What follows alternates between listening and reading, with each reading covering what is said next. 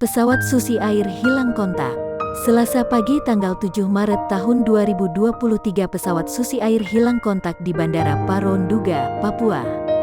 Di dalam pesawat tersebut ada 6 orang, di mana diantaranya adalah seorang pilot warga negara Selandia Baru bernama Philips, dan seorang lagi adalah seorang bayi perempuan bernama Wetina. Sampai saat ini diketahui kondisi pesawat sudah hangus dibakar oleh kelompok bersenjata dan belum diketahui kondisi dari penumpang dan pilot pesawat.